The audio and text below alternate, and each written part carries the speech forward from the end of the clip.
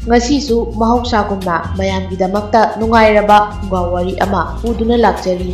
Wari asibu ibirakpi Laifrakpam Ongbi Joysri Kaino. Wari asigi mamingna Hingsabi Tonu. Thaina matam amada nungpok thangba chingya amagi chidaida Tonu kaubi Hingsabi mama macha ama leirami.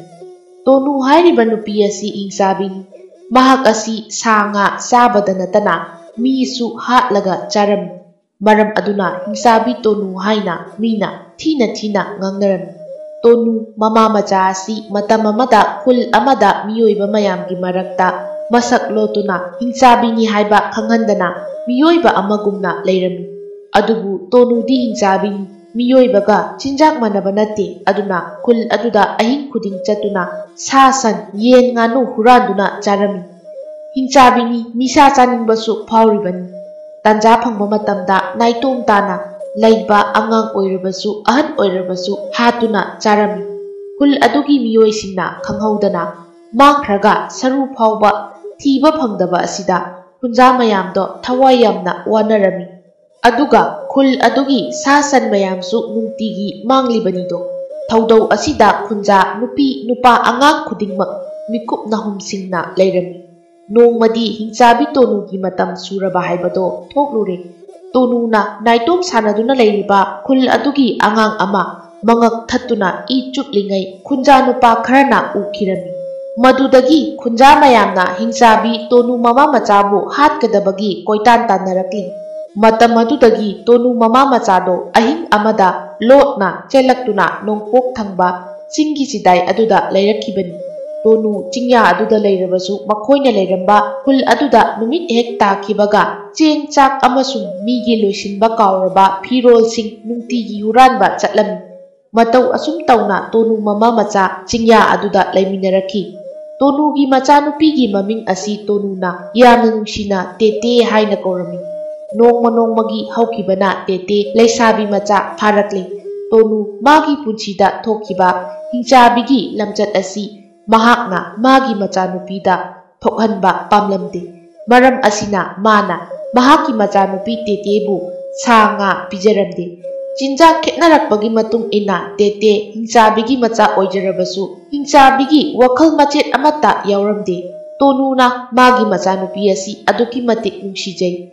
Imagi Tete imana cheng chak purakle chak thongduna charula oi chathoibi. Asumna nungtigi hek kaujai. Mamagi minungsi tana thalaba uhai asida Tete magi mama asi Hingsabini haiba phauba mayek sengna khangjaramde. Asumna matam kaya ama haujinkre. Tete leisabi macha phagalakpada mahaksu karino khangda apamungsigi wakhal ama hek phaurami. Mahakna hek tumthabaga magi manglanda yamna waba yamna motpa lairaba lamjamanba nupa ama mang oi ha oi hek urami. Matau asum tauna matam kaya haukre. Tonugi punsida mina mabu tukutjana khanba fajadaba uhai wata kaya haibiba asi Tonu thamoida yam nungaijaramde. Nongmasu mana koipai paiduna cheng chak huranba chatpada mi pumnamakna numit tarakladi thonglonjilu Tonu kaubi Hingsabi mahatongambi huranbido laktringai potchai lauksanau kaina hainaba mina wari saba asi mahakna itattatana tarami. Maram aduna mana pokjaribi machanupi Tete ase yamna nungsibana magi Hingsabigi chinjaksing asi pijakidabani. Hingsabi haiba kanglup asi maung amani. Mana pamkiba thabak adu tawdana tokpa yapot nate. Aduna mana machanungsiba asisu miyoibana machanungsibadagi saruk chama henduna ngawbu makhai nungsirami. Macha sokpa yaramde. Nungsit kanna sitpa phauba machagi manakta leptuna khallaga sauna hauna launa law khongi. Nongmadi ikhang khanghaudana mana koipai paiduna chingmanda chatkringai matamda Tete tawpham khangdraduna mahakna makhoina leiriba mafam asida koichat chatuna yenglami. Tha kharagi mamangda Tonuna koipai paiduna chatpada chingyada sa tanduna leiramba nupa ama pharaki. Mahakna phariba nupa adu hek chage tawrubada mahaki makhori adu metuna leirami. Asumna makhoi ani yamna kanna muknaduna leiri. Matang aduda mapangal hantaraba Tonuna Ibungo aibu thadoklo ꯑꯩ ꯅꯪꯕꯨ ꯆꯥꯔꯔꯣꯏ ꯍꯥꯏꯗꯨꯅ ꯍꯥꯏꯔꯛꯈꯤ꯫ ꯃꯗꯨꯗ ꯊꯥꯖꯔꯕ ꯅꯨꯄꯥ ꯑꯗꯨꯅ ꯊꯥꯗꯣꯛꯈꯤ꯫ ꯅꯨꯄꯥ ꯑꯗꯨꯅ ꯊꯥꯗꯣꯛꯀꯦ ꯍꯥꯏꯗꯨꯅ ꯃꯈꯨꯠ ꯀꯣꯝꯊꯔꯛꯄꯒꯤ ꯇꯥꯟꯖꯥ ꯑꯗꯨ ꯂꯧꯗꯨꯅ ꯍꯤꯡꯆꯥꯕꯤ ꯑꯗꯨꯅ ꯃꯈꯨꯠ ꯑꯅꯤ ꯑꯗꯨ ꯂꯩꯊꯦꯛꯇꯨꯅ ꯃꯌꯥꯅ ꯆꯤꯛꯂꯒ ꯄꯥꯏꯗꯨꯅ ꯃꯐꯝ ꯑꯗꯨ ꯌꯥꯝꯅ ꯊꯨꯅ ꯊꯥꯗꯣꯛꯈꯤ꯫ ꯃꯇꯧ ꯑꯁꯨꯝꯅ ꯃꯆꯤꯟ ꯃꯌꯥ ꯃꯈꯨꯠ ꯃꯁꯥ ꯄꯨꯟꯁꯤꯟꯗꯨꯅ ꯃꯥꯕꯨ ꯐꯥꯖꯤꯟꯈꯤ꯫ ꯃꯥꯅ ꯐꯥꯖꯤꯜꯂꯤꯕ ꯃꯤꯑꯣꯏ ꯑꯁꯤ ꯑꯆꯝꯕ ꯅꯠꯇꯦ ꯍꯥꯏꯕꯁꯦ ꯇꯣꯅꯨꯅ ꯈꯔ ꯈꯖꯤꯛ ꯈꯪꯂꯝꯃꯤ꯫ ꯃꯔꯝꯗꯤ ꯃꯍꯥꯛ ꯃꯤ ꯌꯥꯝꯅ ꯊꯦꯡꯅꯔꯛꯂꯤ, ꯁꯥ ꯃꯌꯥꯝ ꯊꯦꯡꯅꯔꯛꯂꯤ, ꯃꯗꯨꯅ ꯌꯥꯝꯅ ꯂꯥꯏꯅ ꯅꯨꯄꯥ ꯑꯁꯤꯅ ꯇꯧꯔꯛꯂꯤꯕ ꯃꯑꯣꯡ ꯑꯗꯨꯗ ꯃꯥꯅ ꯆꯥꯕ ꯌꯥꯕ ꯃꯤ ꯅꯠꯇꯦ, ꯑꯔꯥꯏꯕ ꯑꯣꯏꯔꯣꯏ, ꯍꯌꯦꯡ ꯇꯨꯡꯗ ꯀꯥꯟꯅꯔꯛꯄ ꯌꯥꯏ꯫ ꯑꯗꯨꯒꯤꯁꯨ ꯃꯊꯛꯇ ꯅꯨꯄꯥ ꯑꯣꯏꯔꯝꯕ ꯑꯁꯤꯗ ꯃꯍꯥꯛ ꯑꯁꯥ ꯃꯌꯥꯝ ꯑꯃꯒ ꯂꯣꯏꯅꯅ ꯃꯥꯕꯨ ꯆꯥꯊꯣꯛꯇꯅ ꯊꯝꯕꯅ ꯐꯔꯦ ꯈꯟꯗꯨꯅ ꯃꯥꯒꯤ ꯊꯋꯥꯏ ꯑꯃꯗꯤ ꯑꯔꯨꯕ ꯄꯣꯠꯆꯩ ꯈꯨꯗꯤꯡꯃꯛ ꯂꯣꯠꯇꯨꯅ ꯊꯝꯂꯤꯕ ꯃꯥꯏꯔꯦꯟ ꯑꯀꯪꯕ ꯑꯆꯧꯕ ꯑꯁꯤꯒꯤ ꯃꯅꯨꯡꯗ ꯅꯝꯁꯤꯟꯈꯤꯔꯝꯃꯤ꯫ ꯃꯥꯏꯔꯦꯟ ꯑꯁꯤ ꯍꯦꯛ ꯌꯦꯡꯕꯗ ꯀꯔꯤꯁꯨ ꯂꯩꯇꯕ ꯑꯆꯝꯕ ꯄꯣꯠ ꯑꯣꯏꯅ ꯎꯒꯅꯤ, ꯑꯗꯨꯕꯨ ꯃꯥꯏꯔꯦꯟ ꯑꯁꯤꯗꯤ ꯇꯣꯅꯨꯒꯤ ꯃꯊ꯭ꯋꯥꯏ ꯐꯥꯖꯤꯟꯗꯨꯅ ꯊꯝꯂꯤꯕ ꯄꯣꯠꯁꯛꯅꯤ꯫ ꯇꯦꯇꯦ ꯀꯣꯏꯅ ꯑꯁꯨꯝ ꯆꯠꯄꯗ ꯃꯥꯏꯔꯦꯟ ꯑꯗꯣ ꯎꯔꯝꯃꯤ꯫ ꯃꯥꯏꯔꯦꯟ ꯑꯗꯨ ꯎꯕꯗ ꯇꯦꯇꯦꯅ "ꯀꯔꯤꯅꯣ ꯃꯥꯏꯔꯦꯟ ꯑꯀꯪꯕ ꯑꯁꯤꯗꯤ ꯑꯁꯨꯛ ꯌꯥꯝꯅ ꯆꯥꯎꯔꯤꯕ ꯑꯁꯤꯗꯤ?" ꯑꯁꯤ ꯍꯥꯏꯅ ꯇꯞꯅ ꯆꯪꯁꯤꯜꯂꯛꯏ꯫ ꯃꯍꯥꯛꯅ ꯃꯥꯏꯔꯦꯟ ꯑꯗꯨ ꯄꯥꯏꯗꯨꯅ ꯌꯦꯡꯕꯗ ꯃꯊꯛꯇ ꯅꯨꯡꯗꯨꯡꯒꯨꯝꯕ ꯑꯃꯅ ꯅꯜꯂꯒ ꯂꯩꯔꯝꯃꯤ꯫ ꯂꯩꯔꯝꯂꯤꯕ ꯃꯑꯣꯡꯗꯨꯗ ꯍꯦꯟꯅ ꯈꯣꯏꯔꯥꯡꯂꯕ ꯇꯦꯇꯦꯅ ꯃꯥꯏꯔꯦꯟ ꯑꯗꯨ ꯁꯠ ꯂꯥꯎꯅ ꯏꯟꯊꯨꯗꯨꯅ ꯌꯦꯡꯒꯦ ꯇꯧꯕꯗ ꯃꯥꯏꯔꯦꯟ ꯑꯀꯪꯕ ꯑꯗꯨꯒꯤ ꯃꯅꯨꯡꯗ ꯃꯁꯛ ꯃꯇꯧ ꯐꯖꯕ ꯅꯨꯄꯥ ꯑꯃ ꯐꯗ꯭ꯔꯥꯛ ꯂꯥꯎꯅ ꯇꯥꯔꯛꯏ꯫ ꯃꯗꯨꯗ ꯀꯤꯃꯟꯕꯗꯒꯤ ꯇꯦꯇꯦꯅ "ꯅꯪ ꯀꯅꯥꯅꯣ? ꯃꯇꯧ ꯀꯔꯝꯅ ꯅꯪ ꯃꯐꯝ ꯑꯁꯤꯗ ꯂꯩꯔꯤꯕꯅꯣ? ꯃꯤꯅꯕꯨ ꯃꯥꯏꯔꯦꯟ ꯃꯅꯨꯡꯗꯨꯗ ꯀꯔꯤ ꯇꯧꯔꯤꯕꯅꯣ?" ꯑꯁꯤ ꯍꯥꯏꯗꯨꯅ ꯋꯥꯍꯪ ꯃꯌꯥꯝ ꯑꯃ ꯍꯪꯂꯝꯃꯤ꯫ ꯅꯨꯄꯥ ꯑꯗꯨꯁꯨ ꯈꯔ ꯉꯛꯅ ꯊꯣꯛꯏ, ꯃꯔꯝꯗꯤ ꯃꯥꯅꯁꯨ ꯈꯜꯂꯤ, ꯀꯔꯝꯅ ꯍꯤꯡꯆꯥꯕꯤ ꯑꯁꯤꯒꯤ ꯃꯅꯥꯛꯁꯤꯗ ꯃꯁꯛ ꯃꯇꯧ ꯐꯖꯔꯕꯤ ꯅꯨꯄꯤ ꯑꯁꯤꯅ ꯂꯩꯔꯤꯕꯅꯣ? ꯃꯥꯁꯨ ꯑꯩꯗꯧꯅ ꯐꯥꯔꯒ ꯄꯨꯔꯛꯂꯤꯕ ꯖꯥꯠꯂꯥ? ꯑꯁꯤ ꯍꯥꯏꯅ ꯃꯊꯟꯇ ꯃꯋꯣꯟ ꯈꯜꯂꯝꯃꯤ꯫ ꯑꯁꯨꯝꯅ ꯃꯈꯣꯏ ꯑꯅꯤ ꯃꯤꯠꯆꯥꯟꯅꯗꯨꯅ ꯂꯩꯔꯝꯃꯤ꯫ ꯇꯦꯇꯦꯅ "ꯅꯪꯕꯨ ꯑꯩꯅ ꯑꯈꯪꯕ ꯃꯤ ꯑꯣꯏꯅꯗꯤ ꯇꯧꯏ." ꯑꯁꯤ ꯍꯥꯏꯔꯒ ꯐꯠ ꯂꯥꯎꯅ ꯅꯤꯡꯁꯤꯡꯂꯛꯏ꯫ "ꯅꯪ ꯑꯩꯒꯤ ꯃꯪꯂꯥꯟꯗ ꯍꯦꯛ ꯂꯥꯛꯄ, ꯑꯃꯣꯠꯄ ꯐꯤ ꯁꯦꯠꯄ, ꯂꯥꯏꯔꯕ ꯂꯝꯖꯥ ꯃꯥꯟꯕ ꯅꯨꯄꯥ ꯑꯗꯨ ꯁꯣꯏꯗꯅ ꯑꯣꯏꯒꯅꯤ." ꯃꯗꯨꯗ ꯅꯨꯄꯥ ꯑꯗꯨꯁꯨ ꯈꯨꯝꯂꯛꯏ, "ꯑꯩꯗꯤ ꯈꯪꯗꯦ ꯅꯪꯅ ꯍꯥꯏꯔꯤꯕꯁꯤꯡ ꯑꯗꯨ꯫ ꯑꯩꯒꯤ ꯋꯥꯁꯨ ꯇꯥꯎ, ꯑꯩꯒꯤ ꯃꯤꯡ ꯇꯣꯂꯦꯟ ꯀꯧꯏ꯫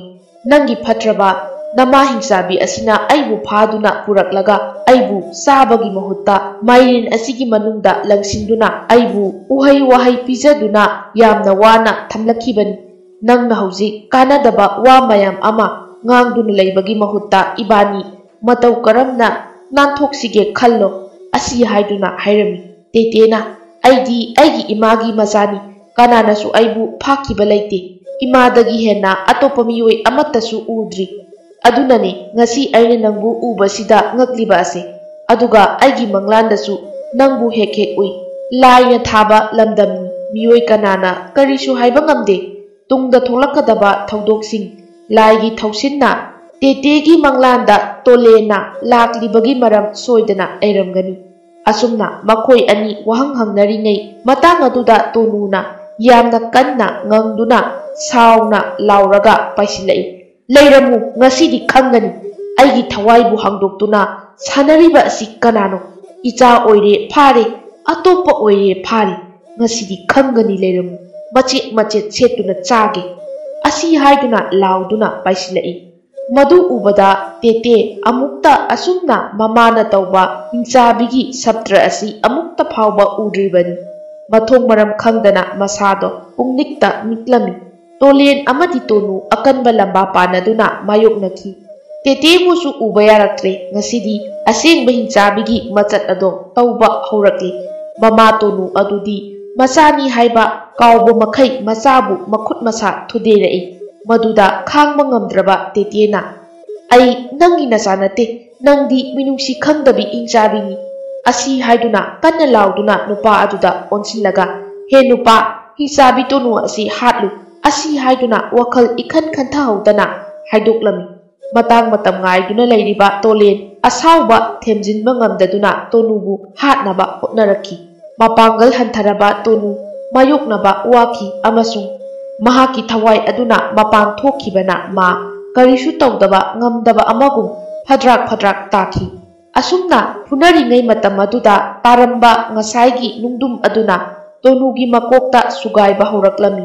Hingsabi tonu ado siyu haiba yaramdi. Asomdana mamit usinduna saina khangna wakal oihauda lauriba tetena ai nangi nachanate haiba khonjel asida thamoi puba ngamdraba tonuna kanna lauraki. Ngaikho aibu fuba lekho ai nangi nakutta ngasi soidana sigadaba lairabani. Adubu aigi icha nate haiba wahai asigi paukum piramge asi haiduna kanna laurai aduda tete mamit pangthorai mamana tawramliba mawong adu ubada mama kaubanina masu yengma ngamdre ima haiduna chensilai ima karino nangna ngasi aigi mangda tawriba mayam asibo ima bu phuba lepo aina wakhal khanthaudana haikiba wahaising aduda tanja lauriba nupa nangbusu aina lemna tharoi Somdana tonuna leptana lauri nang aigi ichane imana hek pokjaba imagi amata ngairaba ichani ichana aigi pumnamak oiduna ngasi nangi asada imana hinglambani ai kanadraba hingsabini adubu isagi nuksibana henmanduna imana nangbu saunaba wana hotnarakpani imana ne aigi ichabudi hingsabi oihaninde oihanloi haina khankibani aina chaba chinjak isada pijakide aina tawba mawong ichada tawhankide imagi punchida thokiba uhaidraba tahaidraba mina thina ngangnaba pumnamaksina imagi thongna oiduna ichabu imana yamna wana yoklakhibani imagi tete nangbu imana yoklakhibani imana nangbu tete haina nungsina kaukhibani tete haibadi tenawana lonba marol tenawana miyoibagi marol khangbagu nangna imabusu khangnaba imana nungsina tete haina kauduna ichabu karida soikhini kanana pukhini haiduna jingya asida ichabu puduna lakhibani adubu aina lanbani asawba khamba ngamdaba hingsabi ama oirubana hingsabigi lamchat oibana sini nane khangdana isabu hatke tawrubagi mahaine aina hojik phanglibase aigi matam loye adubu nang aigi asengba ichani tete nangna aigi ichana te haiba wahaise imana thawai manglamdai matam asida tahanganu imada imagi tete haina mamit usinge tawbada mathamoi puba ngamdraba tete na ima ai nangi na zathoibi tete ne asi haiduna hikna kapi mama tonu nokphet tawramlaga thawai thakre thamoi puba ngamdraba tete law khongduna kapki ima nang chatkiba yaroye ima aigidi imani miyamna hingsabi oina urabasu aigidi imane ima aigisu pumnamakni nang chatkiba yaroye ima aisu imagi asada hinglambani ai kanabusu masak khangde imana karigidamak nasabu asumna awaba potlum mayam asi thangatlamduna karigi chatlibano ima ai yamna kijaye hojikti ima nang hogatlo ai nang yaudana matau karamna hinghogani nang hogatlo ima nang hogatlo nang leitrabadi aisu hingmangamlaroi ima asi haiduna hikna kaplami taunariba matausing adu ubada mara leiraba amagum tolen tuminna leptuna yengbadi hek ngamjada masu thamoi sokna lukthaduna kaplami asumna laringai tanja aduda hingsabi tonuna semgatlamba jingya adu niktuna ningkhairaki maduda tetedi karisu khangdaba amagum leirami tolena hojikti kappagi matam natre ichal karinoma tawrakle mafam ase thadokuna ibani chenkrasi ichal tetena ai imabu thadokuna chatpa ngamloi mafam asida aigi punchisu loikrasanu laigi thawinsin matung inna tolena tetebu makut paiduna chingduna pukhirami tete angaubi amagum ningkhairakliba ching aduna kupchin kraba mama adubu yengduna ima nangsu hogotlo chelasi asi haina asum lapthoraki kappatana masaruk oiribi tete mama da yengna laimaida haitharai adubu tolena ngaktuna marengba da thangatuna chenkirami numit taraklabada khara lapna tariba khun adugi miyoi pumnamak chenthoraktuna yengnaki nupa amana nupi ama marengbanda thangatuna chelakpadu ubada miyam aduna khangli tonu shiramlagani haibasi jingya adugi kaitharakpagi khonjel aduna karigumba amadi leiri haiduna miyam pumnamak chenthoknarakhibani ꯈꯨꯜ ꯑꯗꯨ ꯇꯞꯅ ꯇꯞꯅ ꯇꯣꯂꯦꯟ ꯌꯧꯔꯛꯈꯤ ꯌꯥꯝꯅ ꯋꯥꯅ ꯃꯗꯨꯗ ꯃꯤꯌꯥꯝ ꯑꯗꯨꯅ ꯇꯣꯂꯦꯟꯕꯨ ꯑꯣꯛꯄꯤꯗꯨꯅ ꯅꯨꯄꯤ ꯃꯆꯥ ꯑꯗꯨꯒꯤ ꯃꯊ꯭ꯋꯥꯏ ꯀꯟꯅꯕ ꯃꯤꯌꯥꯝꯅ ꯍꯣꯠꯅꯈꯤ ꯇꯦꯇꯦꯗꯣ ꯋꯥꯈꯜ ꯇꯥꯔꯛꯇꯨꯅ ꯃꯤꯌꯥꯝ ꯑꯗꯨꯗ ꯑꯃꯃꯝꯇ ꯌꯦꯡꯂꯛꯈꯤ ꯑꯃꯨꯛꯇꯁꯨ ꯎꯗ꯭ꯔꯤꯕ ꯃꯤꯌꯥꯝ ꯑꯗꯨ ꯎꯕꯗ ꯈꯔꯗꯤ ꯉꯛꯂꯤ ꯑꯗꯨꯕꯨ ꯃꯍꯥꯛꯅ ꯇꯣꯏꯅ ꯌꯦꯡꯕꯗ ꯃꯃꯥꯒꯤ ꯁꯛꯇꯝ ꯎꯕ ꯐꯪꯂꯛꯇ꯭ꯔꯕꯗ ꯋꯥꯈꯜ ꯂꯥꯛꯂꯤ ꯃꯥꯒꯤ ꯃꯃꯥ ꯑꯗꯣ ꯁꯤꯍꯧꯔꯦ ꯍꯥꯏꯕꯁꯦ ꯍꯧꯖꯤꯛꯇ ꯃꯌꯦꯛ ꯁꯦꯡꯂꯛꯂꯤ ꯏꯃꯥ ꯅꯪ ꯀꯗꯥꯏꯗ ꯂꯩꯒꯦ ꯏꯃꯥ ꯅꯪ ꯌꯥꯎꯗꯅ ꯃꯤꯌꯥꯝ ꯃꯔꯛꯁꯤꯗ ꯑꯩ ꯀꯔꯝꯅ ꯂꯩꯌꯨ ꯍꯥꯏꯕꯅꯣ ꯑꯁꯤ ꯍꯥꯏꯗꯨꯅ ꯑꯃꯨꯛ ꯀꯞꯄ ꯍꯧꯔꯛꯂꯤ ꯃꯤꯌꯥꯝ ꯑꯗꯨꯗ ꯇꯣꯂꯦꯟꯅ ꯋꯥꯔꯤ ꯄꯨꯝꯕ ꯂꯤꯗꯨꯅ ꯈꯪꯍꯜꯂꯝꯃꯤ ꯃꯤꯌꯥꯝ ꯑꯗꯨꯁꯨ ꯊꯃꯣꯏ ꯁꯣꯛꯅ ꯅꯨꯡꯉꯥꯏꯖꯔꯝꯗꯦ ꯃꯤ ꯈꯔ ꯑꯃꯗꯤ ꯀꯟꯅ ꯀꯞꯄꯁꯨ ꯌꯥꯎꯔꯝꯃꯤ ꯄꯨꯝꯅꯤꯟ ꯅꯤꯜꯂꯕ ꯃꯤꯌꯥꯝ ꯃꯔꯛ ꯑꯗꯨꯗꯒꯤ ꯈꯨꯜꯒꯤ ꯑꯍꯜ ꯑꯃ ꯊꯣꯛꯂꯛꯇꯨꯅ ꯋꯥ ꯈꯔ ꯍꯥꯏꯔꯝꯃꯤ ꯏꯕꯨꯡꯉꯣ ꯅꯪꯅ ꯅꯨꯄꯤ ꯃꯆꯥ ꯑꯁꯦ ꯄꯨꯗꯨꯅ ꯂꯥꯛꯂꯕꯅꯤꯅ ꯅꯪꯅ ꯅꯨꯄꯤ ꯃꯆꯥ ꯑꯁꯦ ꯂꯧꯁꯤꯜꯂꯣ ꯃꯥꯒꯤ ꯀꯅꯥꯁꯨ ꯂꯩꯇꯕꯅ ꯃꯔꯝ ꯑꯣꯏꯔꯒ ꯃꯥ ꯃꯊꯟꯇ ꯂꯩꯕ ꯑꯗꯨꯗꯤ ꯑꯣꯏꯊꯣꯛꯇꯦ ꯑꯗꯨꯅ ꯅꯪꯅ ꯅꯨꯄꯤ ꯃꯆꯥ ꯑꯁꯤ ꯅꯪꯒꯤ ꯅꯌꯨꯝꯗ ꯄꯨꯗꯨꯅ ꯆꯠꯂꯣ ꯑꯁꯨꯝ ꯍꯥꯏꯅ ꯍꯥꯏꯔꯛꯂꯝꯃꯤ ꯃꯤꯌꯥꯝ ꯄꯨꯝꯕ ꯑꯃꯠꯇ ꯑꯣꯏꯅ ꯌꯥꯅꯗꯨꯅ ꯍꯣꯏ ꯍꯥꯏꯅꯔꯝꯃꯤ ꯇꯣꯂꯦꯟꯁꯨ ꯑꯍꯜ ꯑꯗꯨꯅ ꯍꯥꯏꯔꯤꯕꯗꯣ ꯌꯥꯔꯝꯃꯤ ꯑꯁꯨꯝꯅ ꯇꯣꯂꯦꯟ ꯑꯃꯗꯤ ꯇꯦꯇꯦ ꯃꯇꯝꯒꯤ ꯃꯇꯨꯡ ꯏꯟꯅ ꯌꯨꯝꯕꯥꯟꯃꯤꯟꯅꯔꯛꯈꯤ ꯇꯣꯂꯦꯟ ꯌꯥꯝꯅ ꯐꯕ ꯊꯧꯅꯥ ꯂꯩꯕ ꯃꯤꯁꯛꯅꯤ ꯍꯥꯏꯕꯁꯤ ꯈꯨꯟ ꯂꯩꯀꯥꯏ ꯑꯗꯨꯅ ꯃꯈꯣꯏ ꯑꯅꯤꯒꯤ ꯌꯨꯝꯕꯥꯟꯕꯨ ꯎꯔꯒ ꯁꯛꯅ ꯁꯣꯟꯅꯕ ꯍꯧꯔꯛꯈꯤ ꯍꯧꯖꯤꯛꯇꯤ ꯇꯣꯂꯦꯟ ꯑꯃꯁꯨꯡ ꯇꯦꯇꯦ ꯌꯥꯝꯅ ꯅꯨꯡꯁꯤꯅꯅ ꯅꯨꯡꯉꯥꯏꯅ ꯄꯥꯜꯂꯝꯃꯤ ꯃꯇꯝ ꯈꯔ ꯍꯧꯖꯤꯟꯈ꯭ꯔꯦ ꯇꯦꯇꯦ ꯃꯃꯥ ꯑꯣꯏꯔꯛꯂꯤ ꯇꯦꯇꯦ ꯃꯤꯔꯣꯟꯕꯒꯤ ꯌꯥꯝꯅ ꯋꯥꯕ ꯃꯇꯝꯗ ꯃꯥꯒꯤ ꯃꯃꯥꯕꯨ ꯍꯦꯛ ꯍꯦꯛ ꯅꯤꯡꯁꯤꯡꯂꯝꯃꯤ ꯇꯦꯇꯦ ꯑꯁꯨꯝꯅ ꯈꯟꯖꯔꯝꯃꯤ ꯑꯩꯅ ꯋꯥꯔꯤꯕ ꯑꯁꯤꯒꯨꯝꯅ ꯏꯃꯥꯅ ꯑꯩꯕꯨ ꯃꯤꯔꯣꯟꯕ ꯃꯇꯝꯗ ꯋꯥꯔꯝꯒꯅꯤꯀꯣ ꯑꯁꯨꯝ ꯍꯧꯖꯤꯟꯈꯤ ꯇꯦꯇꯦ ꯊꯥ ꯁꯨꯗꯨꯅ ꯃꯆꯥꯅꯨꯄꯤ ꯑꯃ ꯐꯪꯖꯔꯦ ꯇꯣꯂꯦꯟ ꯑꯃꯗꯤ ꯇꯦꯇꯦ ꯌꯥꯝꯅ ꯍꯔꯥꯎꯔꯝꯃꯤ ꯈꯨꯜ ꯂꯩꯀꯥꯏ ꯄꯨꯝꯅꯃꯛꯁꯨ ꯇꯣꯂꯦꯟꯒꯤ ꯄꯥꯎ ꯇꯥꯕꯗ ꯌꯥꯝꯅ ꯅꯨꯡꯉꯥꯏꯖꯈꯤ ꯃꯆꯥꯅꯨꯄꯤ ꯑꯁꯤ ꯃꯄꯥ ꯇꯣꯂꯦꯟꯅ ꯊꯦꯝꯕꯤꯁꯅꯥ ꯍꯥꯏꯅ ꯅꯨꯡꯁꯤꯅ ꯊꯣꯜꯂꯝꯃꯤ ꯃꯃꯥ ꯃꯆꯥ ꯃꯈꯣꯏ ꯌꯥꯝꯅ ꯅꯨꯡꯉꯥꯏꯅ ꯃꯇꯝ ꯄꯨꯝꯕꯗ ꯂꯩꯔꯝꯃꯤ ꯇꯦꯇꯦ ꯃꯍꯥꯛꯀꯤ ꯑꯁꯤꯒꯨꯝꯕ ꯅꯨꯡꯉꯥꯏꯔꯕ ꯄꯨꯟꯁꯤ ꯃꯍꯤꯡ ꯑꯁꯤ ꯇꯥꯅꯕ ꯃꯃꯥ ꯇꯣꯅꯨꯅ ꯁꯤꯜꯂꯝꯕꯅꯤ ꯍꯥꯏꯕꯁꯤ ꯈꯟꯕꯗ ꯃꯍꯥꯛꯅ ꯃꯥꯒꯤ ꯃꯃꯥꯕꯨ ꯍꯦꯟꯅ ꯅꯨꯡꯁꯤꯔꯝꯃꯤ ꯅꯣꯡꯃ ꯇꯦꯇꯦꯅ ꯃꯥꯒꯤ ꯃꯄꯨꯔꯣꯏꯕ ꯑꯣꯏꯔꯤꯕ ꯇꯣꯂꯦꯟꯗ ꯑꯁꯨꯝꯅ ꯍꯥꯏꯔꯝꯃꯤ ꯅꯨꯄꯥ ꯑꯩꯅ ꯑꯩꯒꯤ ꯏꯃꯥꯕꯨ ꯀꯥꯎꯕ ꯉꯝꯗꯦ ꯍꯤꯡꯆꯥꯕꯤ ꯑꯣꯏꯔꯕꯁꯨ ꯑꯗꯨꯅ ꯃꯥꯅ ꯂꯩꯔꯝꯕ ꯃꯐꯝ ꯑꯗꯨꯗ ꯆꯠꯇꯨꯅ ꯍꯩ ꯂꯩ ꯆꯍꯤ ꯈꯨꯗꯤꯡꯒꯤ ꯀꯠꯄ ꯄꯥꯝꯃꯤ ꯑꯩꯅ ꯃꯆꯥ ꯑꯃ ꯑꯣꯏꯅ ꯅꯪꯅ ꯀꯔꯤ ꯈꯜꯂꯤꯕ ꯅꯨꯄꯥ ꯇꯣꯂꯦꯟꯅ ꯀꯔꯤꯁꯨ ꯀꯥꯏꯗꯦ ꯃꯆꯥꯅ ꯃꯃꯥ ꯅꯨꯡꯁꯤꯕꯕꯨ ꯀꯔꯤ ꯀꯥꯏꯒꯦ ꯅꯨꯡꯁꯤꯐꯝ ꯊꯣꯛꯄꯅꯤ ꯑꯉꯥꯎꯕꯤꯕꯨ ꯑꯣꯏꯔꯕꯁꯨ ꯍꯤꯡꯆꯥꯕꯤꯕꯨ ꯑꯣꯏꯔꯕꯁꯨ ꯍꯣꯏ ꯅꯪꯒꯤ ꯑꯄꯥꯝꯕꯗꯣ ꯑꯗꯨꯝ ꯇꯧꯔꯁꯤ ꯅꯪꯅ ꯄꯥꯝꯕ ꯈꯨꯗꯤꯡꯃꯛ ꯑꯩꯅ ꯇꯧꯒꯅꯤ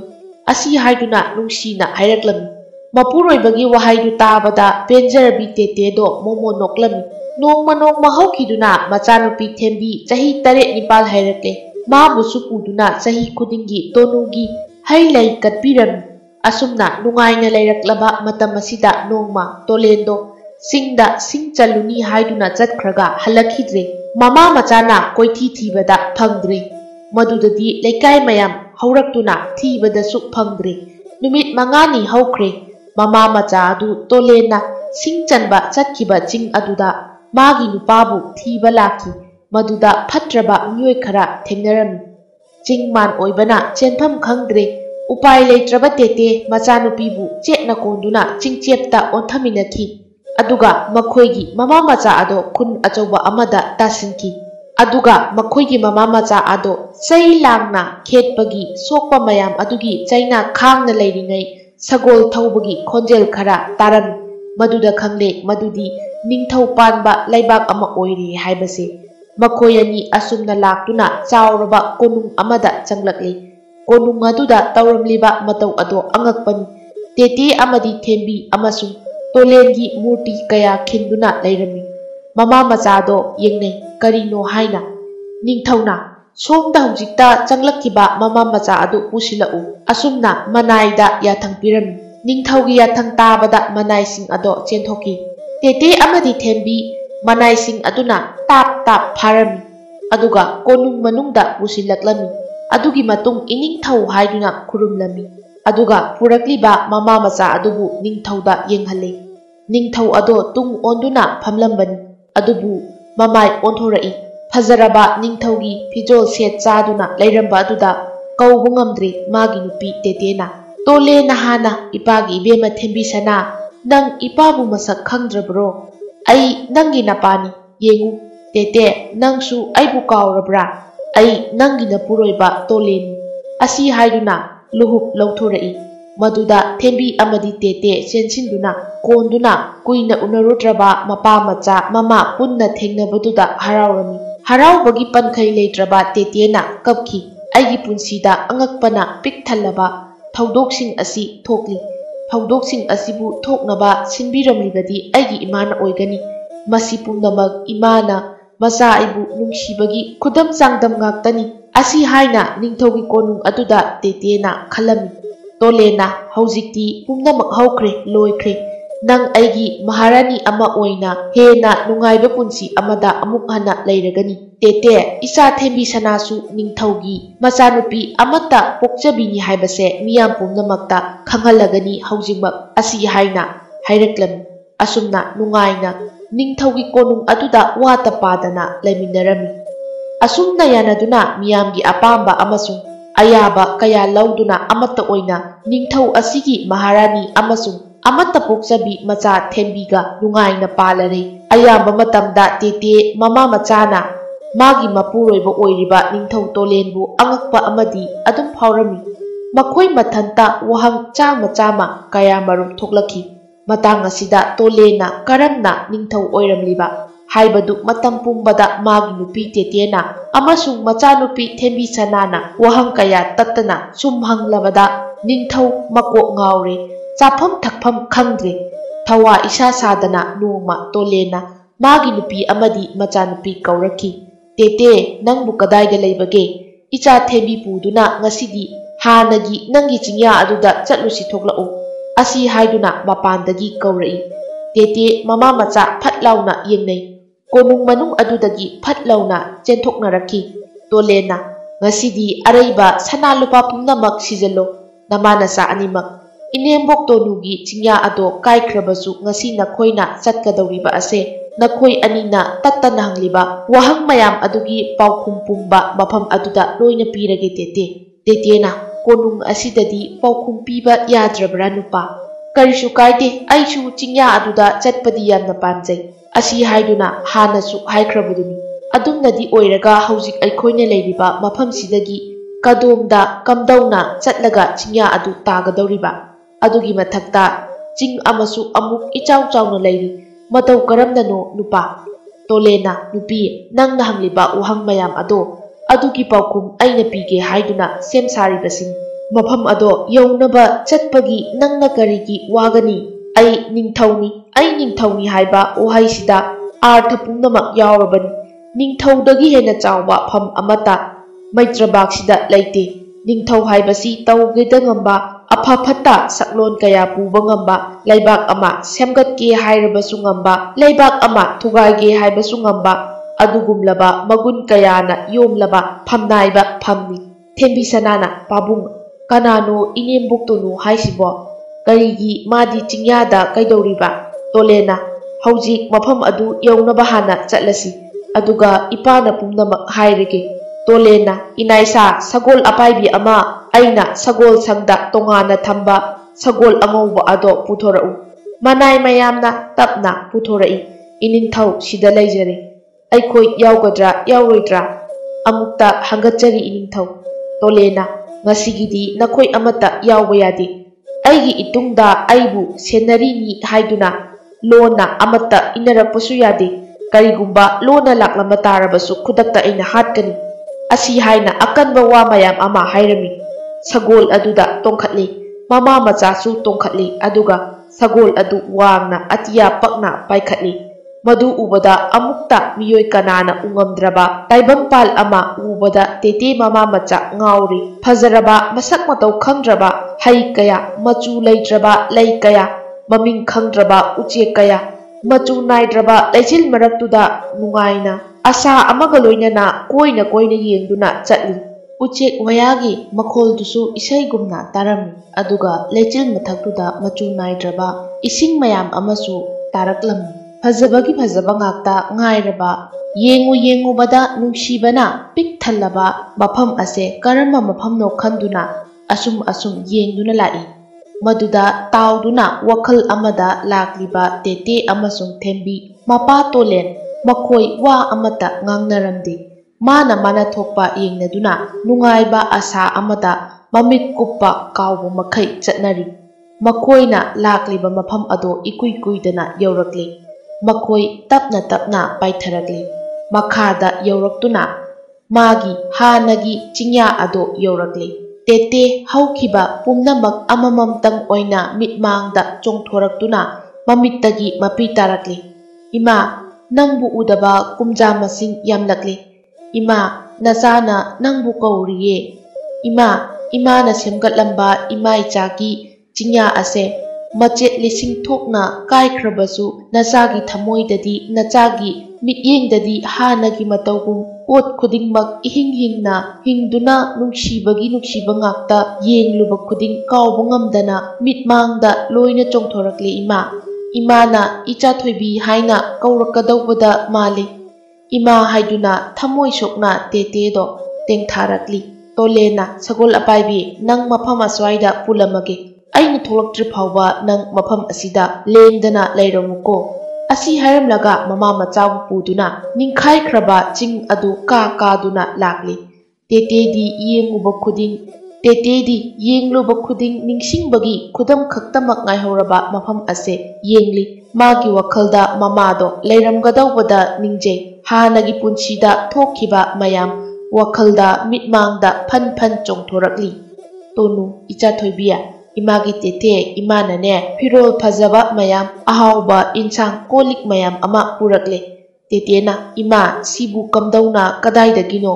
ꯅꯪꯅ ꯍꯦꯛ ꯍꯦꯛ ꯆꯠꯂꯤꯕꯁꯤꯅ ꯀꯗꯥꯏꯗꯅꯣ? ꯑꯗꯨꯒ ꯆꯥꯛ ꯑꯦꯟꯁꯥꯡꯁꯨ ꯑꯩꯒ ꯄꯨꯟꯅ ꯅꯣꯡꯃꯇ ꯆꯥꯃꯤꯟꯅꯗꯦ꯫ ꯅꯪꯗꯤ ꯀꯣꯟꯅ ꯆꯥꯔꯒꯦ ꯍꯥꯏꯗꯨꯅ ꯍꯦꯛꯇ ꯂꯩꯍꯧꯏ꯫ ꯏꯃꯥ, ꯅꯪꯅ ꯇꯧꯔꯤꯕꯁꯦ ꯀꯔꯤꯅꯣ? ꯇꯣꯅꯨ, ꯃꯥꯒꯤ ꯋꯥꯈꯜ, ꯃꯥꯒꯤ ꯍꯤꯡꯆꯥꯕꯤꯒꯤ ꯂꯝꯆꯠ ꯈꯨꯗꯤꯡꯃꯛ ꯃꯆꯥꯅ ꯈꯪꯈ꯭ꯔꯕꯗꯤ ꯅꯨꯡꯉꯥꯏꯔꯔꯣꯏ ꯈꯟꯗꯨꯅ, ꯌꯥꯔꯦꯁꯦ, ꯏꯃꯥꯗꯤꯅꯦ ꯆꯥꯛꯁꯦ ꯏꯆꯥ ꯍꯥꯟꯅ ꯄꯤꯖꯔꯒꯦ꯫ ꯑꯗꯨꯒ ꯏꯆꯥ ꯃꯕꯨꯛ ꯊꯜꯂꯕ ꯃꯇꯨꯡꯗ ꯑꯔꯩꯕ ꯈꯔꯗꯣ ꯏꯃꯥꯅ ꯆꯥꯒꯦ ꯈꯟꯗꯨꯅ ꯇꯧꯕꯅꯤ꯫ ꯑꯗꯨꯒꯤꯕꯨ ꯏꯆꯥꯅ ꯑꯗꯨꯛ ꯁꯥꯎꯔꯤꯕꯗꯣ ꯀꯔꯤꯒꯤꯅꯣ? ꯅꯣꯡꯃꯇ ꯑꯩꯅ ꯆꯥꯗꯗꯨꯅ ꯆꯥꯛ ꯂꯩꯔꯝꯕ ꯅꯪ ꯊꯦꯡꯅꯈ꯭ꯔꯕꯣ? ꯏꯃꯥꯅ ꯅꯪꯕꯨ ꯌꯥꯝꯅ ꯅꯨꯡꯁꯤꯕꯒꯤꯅꯤ ꯑꯩꯅ ꯇꯧꯔꯤꯕ ꯄꯨꯝꯅꯃꯛꯁꯦ ꯏꯆꯥꯊꯣꯏꯕꯤ꯫ ꯇꯦꯇꯦ ꯃꯃꯥꯒꯤ ꯋꯥꯗꯣ ꯃꯇꯝ ꯄꯨꯝꯕꯗ ꯊꯥꯖꯔꯝꯃꯤ꯫ ꯑꯁꯤꯒꯨꯝꯕ ꯅꯤꯡꯁꯤꯡꯕꯗ ꯋꯥꯔꯕ, ꯅꯨꯡꯁꯤꯕꯅ ꯄꯤꯛ ꯊꯜꯂꯕ ꯍꯧꯈ꯭ꯔꯕ ꯊꯧꯗꯣꯛꯁꯤꯡ ꯑꯗꯨꯕꯨ ꯃꯤꯠꯃꯥꯡꯗ ꯆꯣꯡꯊꯣꯔꯛꯂꯕꯗ ꯀꯞꯇꯨꯅ ꯃꯐꯝ ꯈꯨꯗꯤꯡꯗ ꯀꯣꯏꯅ ꯆꯠꯂꯝꯃꯤ꯫ ꯇꯣꯂꯦꯟꯅ, ꯑꯩꯉꯣꯟꯗ ꯃꯨꯟꯅ ꯌꯦꯡꯂꯛꯎ, ꯀꯞꯄ ꯇꯣꯛꯂꯨ꯫ ꯑꯩ ꯑꯁꯤ ꯅꯤꯡꯊꯧ ꯃꯆꯥ ꯃꯥꯟꯗ꯭ꯔꯕ꯭ꯔꯥ? ꯑꯁꯤ ꯍꯥꯏꯔꯒ ꯍꯧꯈ꯭ꯔꯕ ꯃꯥꯕꯨ ꯃꯇꯧ ꯀꯔꯝꯅ ꯇꯣꯅꯨꯒ ꯊꯦꯡꯅꯈꯤ ꯍꯥꯏꯕꯁꯤ ꯍꯥꯏꯔꯛꯂꯝꯃꯤ꯫ ꯇꯣꯂꯦꯟꯅ, ꯑꯩꯁꯦ ꯅꯤꯡꯊꯧ ꯑꯕꯨꯖꯥꯝꯕꯒꯤ ꯑꯃꯠꯇ ꯄꯣꯛꯆꯕ ꯃꯆꯥꯅꯤ꯫ ꯑꯇꯣꯞꯄ ꯂꯝ ꯀꯌꯥꯕꯨ ꯏꯄꯥꯅ ꯃꯇꯦꯡ ꯄꯥꯡꯗꯨꯅ ꯍꯤꯡꯃꯤꯟꯅꯕ ꯄꯥꯝꯕ ꯃꯤꯑꯣꯏ ꯑꯃꯅꯤ ꯑꯩꯒꯤ ꯏꯄꯥ ꯅꯤꯡꯊꯧꯁꯦ꯫ ꯑꯩꯈꯣꯏꯅ ꯁꯨꯝ ꯇꯥꯕꯗ ꯈꯨꯟ ꯑꯃꯗ ꯍꯤꯡꯆꯥꯕꯤ ꯑꯃ ꯂꯩꯔꯤ꯫ ꯃꯍꯥꯛꯅ ꯁꯥ ꯉꯥ ꯆꯥꯕꯗ ꯅꯠꯇꯅ ꯃꯤ ꯐꯥꯎꯕ ꯐꯥꯗꯨꯅ ꯆꯥꯔꯤ ꯍꯥꯏꯕꯒꯤ ꯇꯝꯊꯤꯔꯕ ꯄꯥꯎ ꯑꯁꯦ ꯇꯥꯈꯤ꯫ ꯃꯇꯝ ꯄꯨꯝꯕꯗ ꯀꯔꯝꯅ ꯍꯤꯡꯆꯥꯕꯤ ꯑꯗꯨꯕꯨ ꯍꯥꯠꯁꯤꯒꯦ ꯍꯥꯏꯗꯨꯅ ꯈꯜꯂꯝꯃꯤ꯫ ꯑꯗꯨꯕꯨ ꯍꯤꯡꯆꯥꯕꯤ ꯑꯁꯤ ꯍꯥꯠꯄꯗꯤ ꯉꯝꯂꯣꯏ꯫ ꯃꯍꯥꯛ ꯃꯍꯩ ꯌꯥꯝꯅ ꯍꯩꯕ, ꯄꯥꯏꯊꯣꯛ ꯄꯥꯏꯁꯤꯟ ꯉꯝꯕ ꯍꯤꯡꯆꯥꯕꯤꯅꯤ ꯍꯥꯏꯕꯁꯦ ꯑꯩꯈꯣꯏꯅ ꯄꯥꯎ ꯄꯨꯝꯕ ꯇꯥꯈꯤ꯫ ꯑꯗꯨꯗꯒꯤ ꯈꯔ ꯂꯩꯔꯒ ꯃꯍꯥꯛ ꯌꯥꯝꯅ ꯂꯥꯞꯅ ꯄꯥꯏꯗꯨꯅ ꯃꯐꯝ ꯑꯃꯗ ꯂꯩꯈ꯭ꯔꯦ ꯍꯥꯏꯅꯁꯨ ꯑꯃꯨꯛ ꯇꯥꯔꯝꯃꯤ꯫ ꯃꯗꯨꯒꯤ ꯄꯥꯎꯗꯨ ꯇꯥꯕꯗ ꯑꯩꯒꯤ ꯏꯄꯥ ꯅꯤꯡꯊꯧ ꯌꯥꯝꯅ ꯍꯔꯥꯎꯈꯤ꯫ ꯃꯗꯨꯗ ꯑꯩꯅ ꯏꯄꯥ ꯅꯤꯡꯊꯧꯗ ꯑꯩꯁꯨ ꯃꯌꯥꯝꯅ ꯆꯠꯅꯔꯤꯕ ꯁꯥ ꯇꯥꯟꯕ ꯆꯠꯀꯦ ꯍꯥꯏꯗꯨꯅ ꯀꯟꯅ ꯍꯥꯏꯔꯝꯃꯤ꯫ ꯃꯗꯨꯗ ꯏꯄꯥꯅ, ꯏꯄꯥꯗꯤ ꯁꯣꯜꯂꯕ, ꯑꯍꯜ ꯃꯇꯝ ꯑꯣꯏꯔꯕ ꯅꯤꯡꯊꯧꯅꯤ, ꯅꯪꯅ ꯃꯍꯨꯠ ꯃꯔꯦꯡ ꯁꯤꯜꯍꯧꯒꯗꯧꯔꯤꯕꯅꯤ꯫ ꯑꯗꯨꯅ ꯅꯪꯅ ꯇꯧꯅꯤꯡꯕ ꯈꯨꯗꯤꯡꯃꯛ, ꯍꯩꯅꯤꯡꯕ ꯄꯨꯝꯅꯃꯛ ꯇꯧꯕꯗ ꯏꯄꯥꯅ ꯑꯊꯤꯡꯕ ꯊꯝꯂꯣꯏ꯫ ꯏꯄꯥꯒꯤ ꯅꯤꯡꯊꯦꯝ, ꯑꯁꯤ ꯍꯥꯏꯅ ꯑꯌꯥꯕ ꯄꯤꯔꯛꯇꯨꯅ ꯑꯩ ꯎꯃꯪ ꯑꯃꯗ ꯁꯥ ꯇꯥꯟꯕ ꯂꯥꯛꯈꯤꯕꯅꯤ꯫ ꯃꯗꯨꯗ ꯍꯤꯡꯆꯥꯕꯤ ꯑꯃ ꯊꯦꯡꯅꯗꯨꯅ ꯏꯈꯪ ꯈꯪꯍꯧꯗꯅ ꯑꯩꯕꯨ ꯐꯥꯗꯨꯅ ꯄꯨꯈꯤ꯫ ꯑꯁꯤ ꯍꯥꯏꯗꯨꯅ ꯋꯥꯔꯤ ꯄꯨꯝꯅꯃꯛ ꯃꯌꯦꯛ ꯁꯦꯡꯅ ꯂꯤꯊꯣꯔꯛꯏ ꯃꯃꯥ ꯃꯆꯥꯗ꯫ ꯑꯁꯨꯝꯅ ꯑꯩꯕꯨ ꯐꯥꯔꯕ ꯃꯇꯨꯡ ꯍꯥꯠꯇ꯭ꯔꯗꯨꯅ ꯆꯥꯗ꯭ꯔꯗꯨꯅ ꯃꯥꯏꯔꯦꯟ ꯑꯀꯪꯕ ꯑꯃꯒꯤ ꯃꯅꯨꯡꯗ ꯑꯩꯕꯨ ꯂꯪꯁꯟꯗꯨꯅ ꯊꯝꯂꯝꯃꯤ꯫ ꯑꯩꯕꯨ ꯍꯥꯠꯇ꯭ꯔꯤꯕꯒꯤ ꯃꯔꯝꯗꯤ ꯑꯩꯁꯨ ꯈꯪꯂꯝꯗꯦ꯫ ꯏꯊꯟꯅꯇ ꯋꯥꯍꯪ ꯀꯌꯥ ꯍꯪꯖꯗꯨꯅ ꯂꯥꯛꯈꯤ꯫ ꯃꯥꯏꯔꯦꯟ ꯑꯀꯪꯕꯒꯤ ꯃꯅꯨꯡ ꯑꯗꯨꯗ ꯃꯥꯅ ꯅꯣꯡꯃꯒꯤ ꯍꯩꯊꯔꯛꯄ ꯆꯥꯛ ꯑꯦꯟꯁꯥꯡ ꯋꯥꯍꯩ ꯆꯥꯗꯨꯅ ꯃꯇꯝ ꯀꯌꯥ ꯆꯍꯤ ꯀꯌꯥ ꯋꯥꯅ ꯂꯦꯟꯈꯤ꯫ ꯅꯣꯡꯃ ꯏꯈꯪ ꯈꯪꯍꯧꯗꯅ ꯃꯥꯏꯔꯦꯟ ꯑꯗꯨꯗ ꯃꯉꯥꯜ ꯑꯃ ꯆꯥꯎꯅ ꯆꯪꯂꯛꯄꯗꯨꯗ ꯑꯩꯅ ꯇꯟꯖꯥ ꯂꯧꯗꯨꯅ ꯆꯣꯡꯈꯠꯄꯅꯤ꯫ ꯑꯗꯨꯕꯨ ꯁꯣꯟꯊꯔꯕ ꯍꯛꯆꯥꯡꯁꯦ ꯂꯩꯃꯥꯏꯗ ꯇꯥꯔꯛꯄꯗ ꯅꯪꯒ ꯊꯦꯡꯅꯈꯤꯕꯗꯨꯅꯤ ꯇꯦꯇꯦ꯫ ꯑꯁꯨꯝꯅ ꯋꯥꯔꯤ ꯃꯌꯥꯝꯁꯦ ꯂꯤꯗꯨꯅ ꯇꯥꯔꯕ ꯃꯇꯨꯡ ꯄꯨꯝꯅꯃꯛ ꯃꯃꯥꯅ ꯁꯤꯜꯂꯝꯕ ꯊꯧꯗꯣꯛꯅꯤ ꯈꯪꯂꯕꯗ ꯇꯦꯇꯦ ꯊꯃꯣꯏ ꯄꯨꯕ ꯉꯝꯈꯤꯗ꯭ꯔꯦ꯫ ꯑꯁꯨꯝꯅ ꯇꯣꯂꯦꯟ ꯃꯃꯥ ꯃꯆꯥꯅ ꯇꯠꯇꯅ ꯍꯪꯗꯨꯅ ꯂꯥꯛꯄ ꯋꯥꯐꯝꯁꯤꯡ ꯄꯥꯎꯈꯨꯝ ꯄꯤꯔꯦ꯫ ꯑꯗꯨꯒ ꯃꯍꯥꯛꯅ ꯃꯈꯥ ꯇꯥꯔꯛꯏ꯫ ꯃꯇꯝ ꯀꯨꯏꯅ ꯅꯤꯡꯊꯧꯒꯤ ꯃꯆꯥꯅꯤ ꯍꯥꯏꯕ ꯐꯥꯎꯕ ꯀꯥꯎꯊꯣꯛꯇꯨꯅ ꯅꯃꯥꯅꯆꯥ ꯑꯅꯤꯒꯤ ꯑꯁꯥꯗ ꯅꯨꯡꯉꯥꯏꯔꯕ ꯃꯪꯂꯥꯟ ꯀꯌꯥ ꯁꯥꯒꯠꯇꯨꯅ ꯍꯤꯡꯂꯤꯉꯩ ꯑꯩꯒꯤ ꯏꯄꯥꯗꯣ ꯅꯤꯡꯁꯤꯡꯂꯛꯏ꯫ ꯃꯍꯥꯛ ꯌꯥꯝꯅ ꯑꯍꯜ ꯑꯣꯏꯍꯧꯔꯕꯅꯤ꯫ ꯑꯩꯕꯨ ꯀꯨꯏꯅ ꯎꯗꯕꯗ ꯉꯧꯔꯝꯂꯅꯤ ꯍꯥꯏꯗꯨꯅ ꯁꯤꯡ ꯆꯟꯕ ꯆꯠꯄ ꯁꯥꯗꯨꯅ ꯏꯄꯥ ꯅꯤꯡꯊꯧꯕꯨ ꯎꯅꯕ ꯆꯠꯄ ꯃꯇꯝꯗ ꯑꯩꯒꯤ ꯏꯄꯥꯒꯤ ꯑꯔꯣꯏꯕ ꯃꯊꯧ ꯃꯉꯝ ꯄꯥꯡꯊꯣꯛꯇꯨꯅ ꯂꯩꯔꯝꯂꯦ꯫ ꯃꯗꯨꯗ ꯋꯥꯈꯜ ꯈꯟꯐꯝ ꯈꯪꯗ꯭ꯔꯕ ꯀꯛꯉꯥꯎꯅꯔꯕ ꯑꯩꯅ ꯏꯄꯥꯒꯤ ꯊꯧꯔꯝ ꯄꯨꯝꯕ ꯌꯥꯎꯔꯤꯉꯩ ꯅꯤꯡꯊꯧ ꯈꯨꯕꯝꯁꯨ ꯁꯤꯟꯗꯨꯅ ꯋꯥꯁꯛ ꯀꯌꯥ ꯂꯧꯔꯤꯉꯩ ꯅꯃꯥꯅꯆꯥꯕꯨ ꯂꯧꯕ ꯂꯥꯛꯄ ꯉꯝꯈꯤꯗꯕꯅꯤ꯫ ꯑꯗꯨꯕꯨ ꯑꯩꯅ ꯆꯦꯠꯅ ꯊꯥꯖꯩ ꯅꯈꯣꯏ ꯅꯃꯥꯅꯆꯥ ꯑꯅꯤꯅ ꯑꯩꯒꯤ ꯑꯁꯦꯡꯕ ꯅꯨꯄꯤ ꯑꯉꯥꯡꯃꯛꯇ ꯑꯣꯏꯔꯕꯗꯤ ꯅꯈꯣꯏ ꯑꯩꯒ ꯁꯣꯏꯗꯅ ꯊꯦꯡꯅꯒꯅꯤ ꯑꯃꯁꯨꯡ ꯑꯩꯅ ꯁꯣꯏꯗꯅ ꯂꯧꯕ ꯆꯠꯀꯅꯤ ꯍꯥꯏꯕꯒꯤ ꯑꯁꯦꯡꯕ ꯊꯥꯖꯕ ꯑꯃꯒ ꯂꯣꯏꯅꯅ ꯑꯆꯦꯠꯄ ꯐꯤꯔꯦꯞ ꯂꯦꯞꯇꯨꯅ ꯅꯤꯡꯊꯧꯒꯤ ꯊꯧꯔꯝ ꯊꯧꯗꯥ ꯄꯨꯝꯕ ꯇꯧꯔꯤꯉꯩ ꯏꯁꯣꯔꯒꯤ ꯀꯥꯏꯐꯗ꯭ꯔꯕ ꯊꯧꯔꯥꯡꯅ ꯅꯃꯥꯅꯆꯥ ꯑꯩꯒꯤ ꯏꯃꯥꯡꯗ ꯂꯦꯞꯈꯤꯕꯗꯨꯅꯤ꯫ ꯑꯁꯤ ꯍꯥꯏꯅ ꯃꯊꯪ ꯃꯅꯥꯎ ナꯏꯅ ꯋꯥꯔꯤ ꯄꯨꯝꯕ ꯇꯣꯂꯦꯟꯅ ꯂꯤꯔꯛꯂꯝꯃꯤ꯫ ꯋꯥꯔꯤ ꯄꯨꯝꯕꯗ ꯄꯦꯜꯂꯕ ꯃꯃꯥ ꯃꯆꯥ ꯃꯄꯥ ꯑꯣꯏꯔꯤꯕ ꯇꯣꯂꯦꯟꯕꯨ ꯆꯦꯠꯅ ꯀꯣꯟꯈꯤ, ꯄꯦꯟꯅ ꯀꯞꯃꯤꯟꯅꯈꯤ꯫ ꯑꯁꯨꯝ ꯇꯧꯅ ꯑꯃꯅ ꯑꯃꯒꯤ ꯋꯥꯔꯤ ꯄꯨꯝꯕ ꯃꯌꯦꯛ ꯁꯦꯡꯅ ꯈꯪꯅꯈꯤ꯫ ꯑꯃꯁꯨꯡ ꯇꯣꯅꯨꯅ ꯃꯆꯥꯕꯨ ꯅꯨꯡꯁꯤꯕ ꯍꯦꯟꯃꯟꯗꯨꯅ ꯂꯧꯔꯝꯂꯤꯕ ꯊꯧꯗꯥꯡ ꯃꯌꯥꯝꯁꯤꯡ ꯑꯁꯤꯕꯨ ꯅꯤꯡꯊꯧ ꯑꯃ ꯑꯣꯏꯅ ꯇꯣꯂꯦꯟꯅ ꯏꯀꯥꯏ ꯈꯨꯝꯅꯕꯒ ꯂꯣꯏꯅꯅ ꯍꯩ ꯂꯩ ꯀꯠꯇꯨꯅ ꯃꯇꯝ ꯄꯨꯝꯕꯗ ꯃꯃꯥ ꯃꯆꯥ ꯑꯁꯤꯒꯤ ꯃꯤꯅꯨꯡꯁꯤ ꯌꯥꯝꯅ ꯊꯥꯒꯠꯄꯤꯈꯤ꯫ ꯃꯄꯨꯔꯣꯏꯕꯒꯤ ꯃꯇꯧꯗ ꯄꯦꯟꯖꯔꯕꯤ ꯇꯦꯇꯦꯅ ꯌꯥꯝꯅ ꯆꯥꯎꯊꯣꯛꯆꯅ ꯀꯣꯅꯨꯡꯒꯤ ꯃꯍꯥꯔꯥꯅꯤ ꯑꯣꯏꯗꯨꯅ ꯅꯨꯡꯉꯥꯏꯅ ꯃꯤꯅꯨꯡꯁꯤ ꯌꯣꯝꯂꯕ ꯋꯥꯍꯩ ꯀꯌꯥ ꯂꯩꯕꯥꯛ ꯄ꯭ꯔꯖꯥ ꯁꯟꯗꯣꯛꯇꯨꯅ ꯅꯨꯡꯉꯥꯏꯅ ꯄꯥꯜꯂꯝꯃꯤ꯫ ꯑꯁꯨꯝꯅ ꯅꯤꯡꯊꯧꯒꯤ ꯀꯣꯅꯨꯡ ꯑꯁꯤꯗ ꯑꯋꯥꯠ ꯑꯄꯥ ꯂꯩꯇꯅ ꯅꯨꯡꯉꯥꯏꯅ ꯄꯥꯜꯂꯕꯁꯨ ꯃꯃꯥꯒꯤ ꯑꯍꯥꯡꯕ ꯃꯦꯟꯁꯤꯟꯕ ꯉꯝꯗ ꯊꯃꯣꯏꯅꯨꯡꯗ ꯂꯣꯠꯅ ꯃꯩꯆꯥꯛ ꯄꯨꯔꯝꯃꯤ꯫ ꯅꯣꯡꯃ ꯅꯣꯡꯃꯒꯤ ꯍꯧꯈꯤꯕꯅ ꯊꯦꯝꯕꯤꯁꯨ ꯃꯄꯨꯡ ꯃꯔꯩ ꯐꯥꯔꯕ ꯑꯗꯨꯒꯤꯁꯨ ꯃꯊꯛꯇ ꯅꯤꯡꯊꯧꯒꯤ ꯃꯆꯥ ꯑꯣꯏꯕꯅ ꯁꯦꯠ ꯆꯥꯔꯤꯕ ꯁꯤꯔꯤꯕ ꯁꯅꯥ ꯂꯨꯄꯥ ꯄꯨꯝꯅꯃꯛ ꯑꯗꯨꯅ ꯐꯖꯕꯒꯤ ꯃꯒꯨꯟ ꯍꯥꯞꯇꯨꯅ ꯃꯄꯨꯡ ꯃꯔꯩ ꯐꯥꯔꯕ ꯂꯩꯁꯥꯕꯤ ꯑꯃ ꯑꯣꯏꯔꯛꯂꯦꯗꯣ꯫ ꯇꯣꯂꯦꯟꯅ ꯏꯆꯥꯊꯣꯏꯕꯤ ꯏꯆꯥꯒꯤ ꯃꯁꯛꯁꯦ ꯑꯣꯟꯊꯣꯛꯅꯁꯨ ꯐꯖꯈ꯭ꯔꯦꯗꯀꯣ꯫ ꯀꯨꯆꯨ ꯀꯨꯃꯦꯟꯅ ꯂꯪꯇ꯭ꯔꯤꯛ ꯂꯪ ꯅꯁꯝ ꯅꯅꯥꯅ ꯖ꯭ꯋꯥꯏ ꯖ꯭ꯋꯥꯏ ꯇꯥꯔꯤꯕ ꯃꯤꯅꯝꯕ ꯃꯆꯦꯠ ꯑꯃꯠꯇ ꯌꯥꯎꯗ꯭ꯔꯕ ꯃꯤꯠꯌꯦꯡ ꯑꯗꯨꯗꯁꯨ ꯅꯠꯇꯅ ꯅꯨꯡꯁꯤꯔꯕ ꯃꯦꯡꯂꯕ ꯏꯆꯥꯒꯤ ꯈꯣꯟꯖꯦꯜ ꯃꯌꯥꯝ ꯑꯁꯤ ꯎꯕꯗ ꯏꯄꯥꯅ ꯏꯆꯥ ꯄꯣꯛꯆꯕꯒꯤ ꯃꯍꯩ ꯌꯥꯜꯂꯦ ꯈꯜꯂꯤꯕꯅꯤ꯫ ꯏꯆꯥꯊꯣꯏꯕꯤ ꯑꯁꯤ ꯍꯥꯏꯗꯨꯅ ꯅꯨꯡꯁꯤꯕ ꯈꯣꯟꯊꯣꯛꯅ ꯃꯆꯥꯅꯨꯄꯤꯗ ꯍꯥꯏꯔꯛꯂꯝꯃꯤ꯫ ꯇꯦꯇꯦꯁꯨ ꯃꯆꯥꯕꯨ ꯅꯨꯡꯁꯤꯅ ꯅꯨꯃꯤꯠ ꯊꯥꯒꯨꯝ ꯌꯦꯡꯗꯨꯅ ꯅꯣꯛꯐꯦꯠ ꯇꯧꯅ ꯃꯄꯥ ꯏꯕꯨꯡꯉꯣꯅ ꯍꯥꯏꯔꯤꯕ ꯋꯥꯐꯝ ꯑꯗꯣ ꯇꯥꯖꯔꯝꯃꯤ꯫ ꯊꯦꯝꯕꯤ ꯏꯀꯥꯏꯅ ꯄꯥꯕꯒ ꯏꯃꯥꯒꯅ ꯑꯁꯨꯝꯅ ꯅꯆꯥ ꯑꯩꯕꯨ ꯅꯨꯃꯤꯠ ꯊꯥꯒꯨꯝꯅ ꯁꯩꯊꯥꯗꯨꯅ ꯍꯥꯏꯕ ꯋꯥꯍꯩꯁꯤꯡꯁꯦ ꯇꯥꯕꯗ ꯏꯃꯥꯟꯅꯕꯅ ꯑꯩꯕꯨ ꯅꯪꯗꯤ ꯅꯤꯡꯊꯧꯒꯤ ꯃꯆꯥꯗ ꯅꯠꯇꯦ ꯁꯛꯍꯦꯟ ꯁꯅꯥ ꯍꯥꯏꯅ ꯐꯥꯎꯕ ꯍꯦꯛ ꯂꯛꯅꯔꯕꯅꯤ꯫ ꯑꯁꯤ ꯍꯥꯏꯗꯨꯅ ꯏꯀꯥꯏꯅ ꯅꯣꯛꯐꯦꯠ ꯇꯧꯗꯨꯅ ꯉꯥꯡꯂꯤꯕ ꯃꯆꯥꯒꯤ ꯅꯨꯡꯁꯤꯔꯕ ꯋꯥꯍꯩ ꯃꯌꯥꯝ ꯑꯗꯨ ꯇꯥꯗꯨꯅ ꯃꯈꯣꯏ ꯄꯨꯟꯅ ꯅꯣꯛꯃꯤꯟꯅꯔꯤ꯫ ꯊꯥ ꯈꯔꯒꯤ ꯃꯇꯨꯡꯗ ꯃꯄꯥꯅ ꯏꯆꯥꯊꯣꯏꯕꯤ ꯉꯁꯤꯗꯤ ꯋꯥ ꯈꯔ ꯈꯟꯅꯔꯁꯤ꯫ ꯅꯃꯥꯒ ꯅꯪꯒ ꯑꯩꯒꯤ ꯑꯣꯏꯕ ꯃꯣꯠ ꯈꯔ ꯐꯣꯡꯗꯣꯛꯎ꯫ ꯏꯄꯥ ꯋꯥ ꯍꯥꯏꯒꯦ꯫ ꯅꯪ ꯍꯧꯖꯤꯛ ꯃꯅꯨꯡ ꯃꯇꯝ ꯆꯥꯔꯦ, ꯂꯩꯁꯥꯕꯤ ꯃꯄꯨꯡ ꯃꯔꯩ ꯐꯥꯔꯦ, ꯅꯌꯨꯝ ꯅꯀꯩ ꯄꯥꯟꯕ ꯃꯇꯝ ꯑꯣꯏꯔꯦ꯫ ꯑꯗꯨꯅ ꯏꯄꯥꯅ ꯋꯥ ꯑꯁꯤ ꯏꯆꯥꯒꯤ ꯅꯐꯝꯗ ꯍꯧꯗꯣꯛꯂꯤꯕꯅꯤ꯫ ꯅꯪ ꯀꯔꯤ ꯈꯜꯂꯤ? ꯅꯪꯒꯤ ꯈꯪꯅꯖꯕ ꯅꯨꯡꯁꯤꯅꯖꯕ ꯃꯤ ꯂꯩꯕ꯭ꯔꯣ? ꯃꯃꯥ ꯅꯪꯒꯤꯁꯨ ꯀꯔꯤ ꯑꯄꯥꯝꯕꯅꯣ? ꯑꯩꯒꯤ ꯋꯥꯐꯝꯁꯤ ꯌꯥꯅꯤꯡꯕ꯭ꯔꯥ ꯌꯥꯅꯤꯡꯗꯕ꯭ꯔꯥ ꯐꯣꯡꯗꯣꯛꯅꯔꯣ꯫ ꯇꯦꯇꯦꯅ ꯃꯅꯨꯡ ꯃꯇꯝ ꯆꯥꯅ ꯃꯄꯥ ꯑꯃ ꯑꯣꯏꯕꯒꯤ ꯊꯧꯗꯥꯡ ꯌꯥꯝꯅ ꯆꯥꯎꯅ ꯂꯧꯗꯨꯅ ꯌꯨꯝ ꯄꯥꯟꯃꯤꯟꯅꯔꯛꯂꯕ ꯏꯄꯨꯔꯣꯏꯕꯅ ꯍꯥꯏꯕ ꯋꯥꯗ ꯑꯩꯅ ꯀꯔꯤꯕꯨ ꯍꯥꯏꯔꯨꯒꯅꯤ? ꯃꯇꯝ ꯆꯞ ꯆꯥꯔꯦ꯫ ꯏꯆꯥꯊꯣꯏꯕꯤ ꯅꯤꯡꯉꯣꯜꯒꯤ ꯃꯄꯣꯛꯇ ꯄꯣꯛꯂꯕꯗꯤ ꯌꯨꯝꯅꯥꯛ ꯁꯥꯒꯩ ꯍꯣꯡꯕ ꯇꯥꯕꯅꯤ꯫ ꯅꯨꯄꯤ ꯈꯨꯗꯤꯡꯃꯛ ꯃꯃꯥꯅꯤ, ꯃꯃꯥ ꯈꯨꯗꯤꯡꯃꯛ ꯅꯨꯄꯤꯅꯤ꯫ ꯌꯨꯝꯅꯥꯛ ꯁꯥꯒꯩ ꯍꯣꯡꯕꯗ ꯀꯔꯤꯁꯨ ꯅꯨꯡꯉꯥꯏꯇꯕ ꯑꯍꯦꯟꯕ ꯋꯥꯈꯜ ꯈꯜꯂꯣꯏꯗꯕꯅꯤꯀꯣ꯫ ꯇꯥꯏꯕꯪ ꯄꯥꯟꯕ ꯑꯁꯤꯒꯤ ꯆꯠꯅꯕꯤꯅꯤ꯫ ꯇꯧꯗꯕ ꯌꯥꯗ꯭ꯔꯕ ꯏꯊꯧ ꯑꯃꯒꯨꯝ ꯈꯟꯒꯗꯕꯅꯤ꯫ ꯏꯆꯥꯊꯣꯏꯕꯤ ꯊꯦꯝꯕꯤ ꯃꯃꯥ ꯃꯄꯥꯅ ꯍꯥꯏꯔꯤꯕ ꯋꯥꯐꯝ ꯄꯨꯝꯅꯃꯛ ꯃꯌꯦꯛ ꯁꯦꯡꯅ ꯂꯧꯁꯤꯟꯕ ꯉꯝꯂꯕꯅꯤꯅ ꯑꯁꯨꯝꯅ ꯈꯨꯝꯂꯛꯏ꯫